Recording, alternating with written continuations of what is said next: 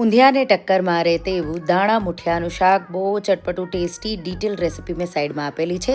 મુઠિયા માટે મેથી, ધાણા, મીઠું, હળદર, હિંગ, લાલ મરચું, ધાણા જીરું પાવડર, ચપટી અજમો, સાથે ખાંડ, તલ અને લીંબુનો રસ, આદુ મરચાં લસણની પેસ્ટ ઉમેરી મિક્સ કરી દઈશું.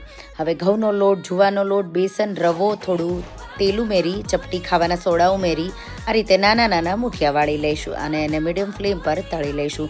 તળાઈ જાય એટલે કુકરમાં વઘાર માટે તેલ, અજમો, સૂકા લાલ મરચાં, મેથી સતળાઈ જાય એટલે આદુ મરચાંની પેસ્ટ સાથે ટમેટું ઉમેરી, મીઠું ઉમેરી સારી રીતે સાતળી લઈશું. મસાલા આ રીતે ઉમેરી દઈશું. મસાલા ઉમેરી જાય, સારી રીતે સતળાઈ જાય, તેલ અલગ થઈ જાય એટલે દાણા ઉમેરી દઈશું. એને પણ થોડા સાતળી, મીઠું ઉમેરી દઈશું, ચપટી ખાવાના સોડા, ખાંડ ઉમેરી દઈશું, પાણી ઉમેરી દઈશું, મીઠા અને આ રીતે બ્રેક કરી ઉમેરી દઈશું.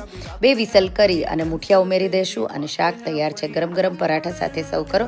રેસીપી ટ્રાય કરજો.